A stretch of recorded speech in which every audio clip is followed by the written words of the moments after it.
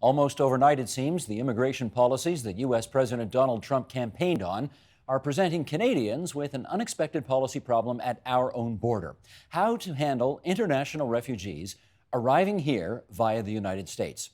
The binational Safe Third Country Agreement was enacted to answer that question. But as the atmosphere south of the border has shifted, there were renewed calls this week to revisit that agreement. Joining us now to help explain what's at play here, Sherry Aiken. She is Associate Professor at Queen's University's Faculty of Law. And Sherry, it's always good to have you on TVO. Thanks for coming in. I want to start by just playing for you and our viewers an exchange that took place in the House of Commons this past week on the very subject that we're talking about now. Here is a New Democrat MP and the Prime Minister's response. Roll it. Under the Safe Third Country Agreement, refugees cannot apply for asylum in Canada if they're already in the U.S. So will this Prime Minister finally act, and will he suspend the unfair agreement and support border communities and help those desperate refugees? The Right Honourable Prime Minister. Mr. Speaker, Canada is an open and welcoming country, and one of the reasons we are able to continue to be open and welcoming is that Canadians have confidence in the integrity of our borders and the integrity of our immigration system. We will continue to ensure that laws are enforced and followed, and that we remain demonstrating the strength and the integrity of our immigration system. We will be welcoming, but we need to make sure that it's done properly at the same time by all officials in Canada. Let's just find out, Professor, more about this agreement. We need a bit of a tutorial here. The Safe Third Country Agreement. What is that? Well, actually, it's an agreement that Canada and the U.S. initialed back in 2004. It's a kind of refugee responsibility sharing agreement. The deal is that refugees who pass through the United States first have to stay in the U.S. to make their claim. Should any refugees happen to be in Canada first, if that's where they land, they're precluded from traveling to the U.S. to make their claim. So it's a kind of quid pro quo. But of course, the reality is, in terms of transit routes, we're talking primarily about populations of refugees who land in the U.S. first and are thereby precluded from seeking asylum in Canada if they attempt to come to Canada via an official port of entry. Why was it felt by the two countries that this agreement needed passage? Well, to be honest, it was part of a wider set of border agreements, and in effect, it was a quid pro quo. Canada agreed to enhanced information sharing, enhanced intelligence sharing, and enhanced border patrols along the shared border. And in return, we got this agreement, which is something the Canadian government very much wanted, as one of many tools in the toolkit to deter asylum seekers, frankly. Is this sort of wrapped up in a kind of a post-9/11 America is not feeling comfortable about its security kind of thing? Absolutely. The so-called Smart Border Accord, of which this was one plank, was a set of principles promulgated in the immediate aftermath of 9/11, and it was all about effectively enhancing security along the North American perimeter, but also, frankly, from the U.S. side, enhancing security along the shared border as well. Now, I guess this is, topical again, because we are starting to see increasing stories of, for example, people in the United States who are claiming refugee status coming over the border in small places like Emerson, Manitoba, or Hemingford, Quebec, not at the major border crossings, and they're essentially just hopping over a stream to get here. Where are those people coming from originally? Okay, well, I can just tell you anecdotally, because we don't have empirical data at this point. The Canadian government hasn't released it yet, but certainly from news reports, I can tell you that many of those refugees are coming from Africa. We have a number from Somalia, from Ghana, and other countries. Countries where there are indeed the prospect of genuine refugee claims. Just useful to know that. So you have no reason to suspect that these are people who are trying to sort of avoid a queue of any other kind? No, definitely not. And I would note that the reason they're crossing, in Emerson, Manitoba, and points along the Quebec border is because the Safe Third Country Agreement doesn't actually apply there.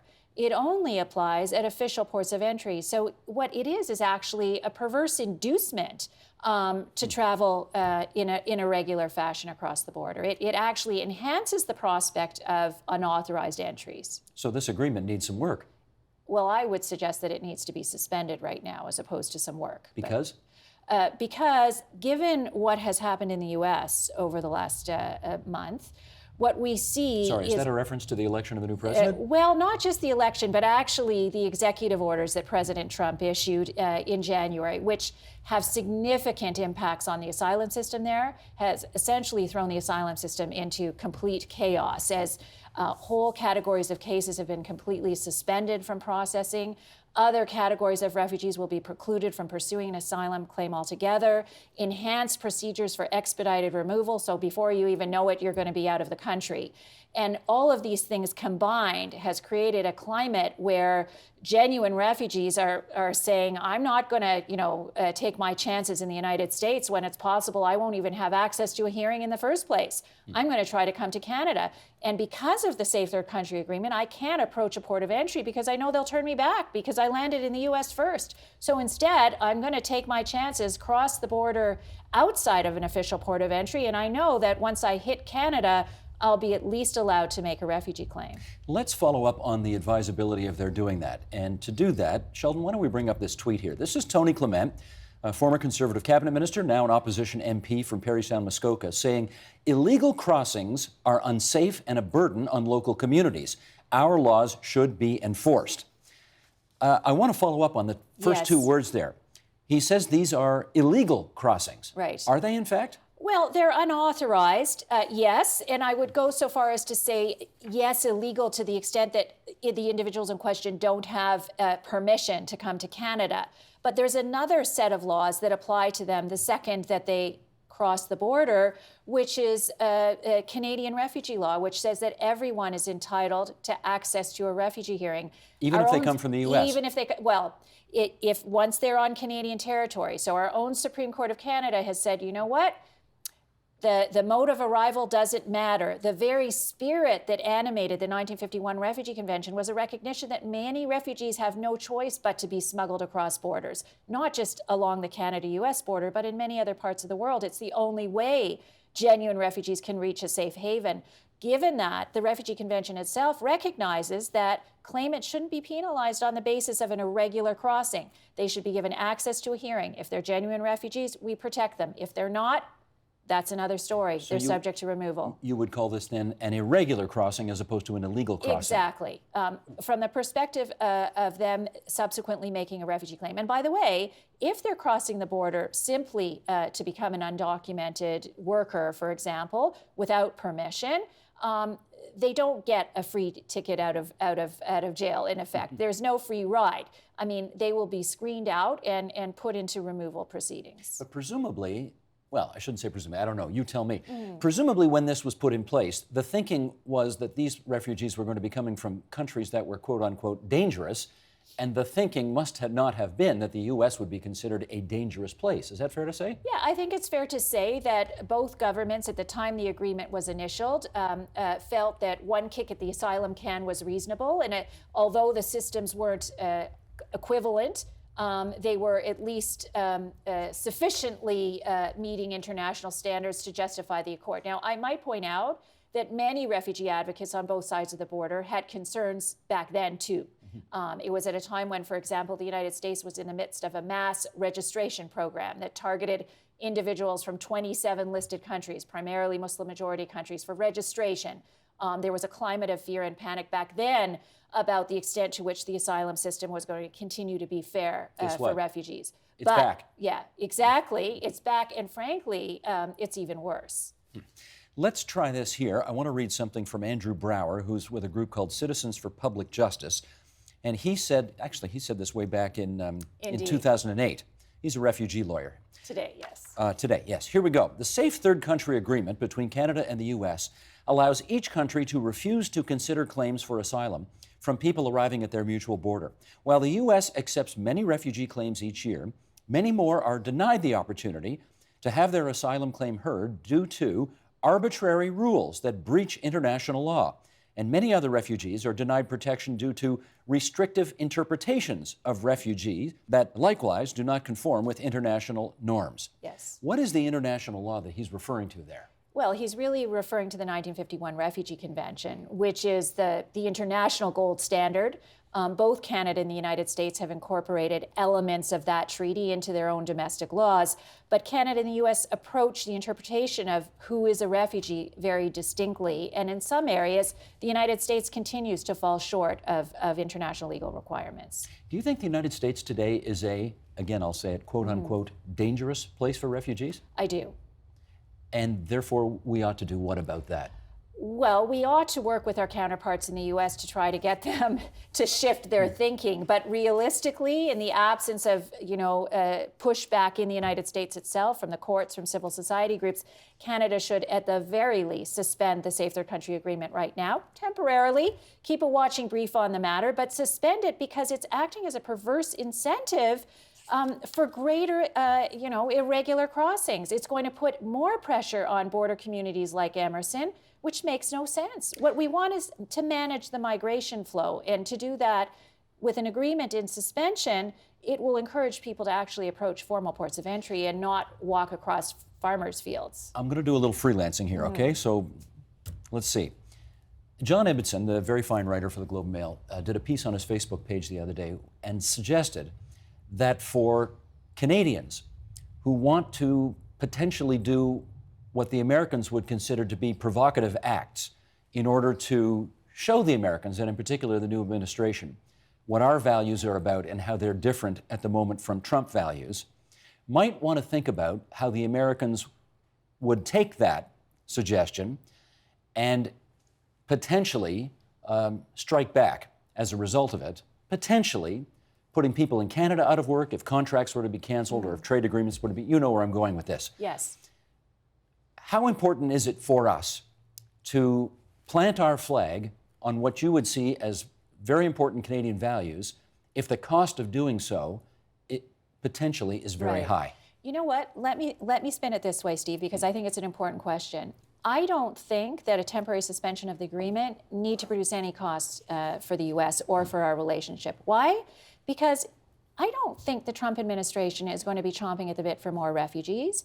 Canada merely needs to say to counterparts in the U.S., don't worry, we've got your back. We understand things are volatile right now. You're in the midst of some policy shifts, and we'll accept those refugees. Don't worry about it. So we get them off the hook in some Exactly. respects. It need not be presented as, condemnation of our partner to the South. It merely needs to be spun as, you know what, this agreement's actually not serving its objectives right now. Instead of enhancing orderly migration flows, it's caused untold chaos at the border.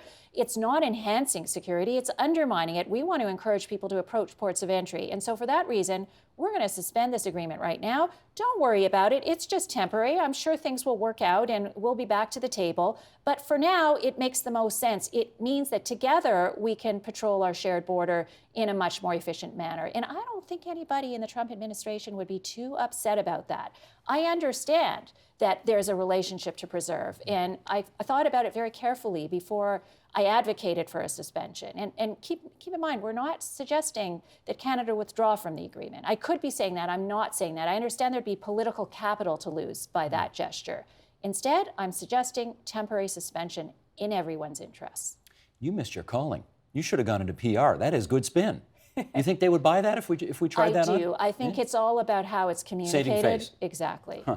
Well, another angle on this then. What impact do you think these asylum seekers might have on the numbers of refugees that Canada is admitting from camps overseas? In other words, if we start taking in all these people who are coming up from the United States, and it may be in the thousands before we're all said and done here, what does that do to processes existing for overseas? You know what? I would say that it has nothing to do with it because they're separate streams and separate programs. Keep in mind that our overall immigration target for 2017 is some 300,000 people. We have the flexibility within that target to calibrate the stream. So if we need to somehow, recalibrate the number of family class applications accepted this year or the number of economic immigration applications processed, we can do that. I certainly wouldn't advocate that it be done at the expense of refugees resettled from overseas, because already that's a very small number. For the next year, it's less than 8,000 people that the government's targeted to bring over under the government-assisted program. So when you keep that in mind, that's a small number. We did. Last year, we accepted record numbers, but we've recalibrated back down for 2017. So I would suggest we shouldn't be looking at the refugee resettlement program to recalibrate, but we certainly have the flexibility within the overall immigration program. And quite frankly, we can go up. 300,000 is less than 1% of Canada's total population. And the Liberals always said they'd go to 1%. That's 350. So I would say we're nowhere near the breaking point. We've got the resources to deal with this inflow. Well, the Liberals have also said that they are not going to revoke the Safe Third Country Agreement. They've said they're not going to revoke it. I presume that means they're not going to suspend it either. Do you think that decision is in cement? I don't, and that's why I'm here today. I think that the Liberal government has proven itself sensitive to public opinion, and I think this issue is not going away anytime soon. We've got a couple of minutes left here, and I want to try one more thing with you. Sheldon, can we bring this up here? This is Andrew Coyne, a very fine columnist in the National Post, writing thus: "This is not a problem we are going to solve, but manage by a combination of measures, by increasing our intake of immigrants and refugees, by adding more staff and resources to border control points, by prevailing upon the Americans, if we can, to preserve a humane and law-based immigration and refugee policy, and by turning back many of those who do apply, perhaps under a revised and extended Safe Third Country Agreement." What's your take on that? Yeah, I agree with every point except for the last Except the last one, I thought so. Exactly. Yeah. And I think Andrew's views on immigration more generally are sound, usually. But think about it. A revised Safe Third Country Agreement, given what we've talked about, given the deficiencies in the U.S. system itself right now, it makes no sense. We have the flexibility and the tools to deal with an enhanced number of flow of asylum claims across the border from the United States right now. And I would say that that's what we should do. Put the resources at the ports of entry, suspend the agreement. Let me say this. Right now in the United States, genuine refugees are being put in expedited removal proceedings. They are denied access to legal counsel. They are put in mandatory detention in deplorable conditions. All of these things are, to say the very least, subpar from Canadian standards, from international standards. What kind of country do we want to be? Those are the questions I would ask. Have I got time for one more question? One more fast question? Yes, good. I think it's fair to say that in part, America got Donald Trump because, as Stephen Harper would put it, old stock Americans felt threatened by an influx of too many refugees, too many immigrants, and their quote-unquote traditional way of life was under threat. Are you at all concerned that if we, in our efforts to be generous, take in too many refugees here, that phenomenon could repeat in Canada? I think it's fair to say that Canadians kind of have a push-pull relationship with migration generally. There have been times historically where we've been incredibly generous. There have also been times, as you know, where we've shut the door. Shameful times, in fact. So that sentiment of, not here and not you is one that's a constant undercurrent in Canadian public discourse. I think we look to our leadership to rise above that. Yes, I am concerned. I'm always concerned about that threat, but I think we have the tools to deal with it. And I think overall, Canadians have proven, certainly in the contemporary context, more resilient than our neighbors to the south. Understood. Sherry, always appreciate your visits here at TVO. Thanks so much. Sherry Aiken, Queen's Law. Help TVO create a better world through the power of learning. Visit TVO.org and make a tax-deductible donation today.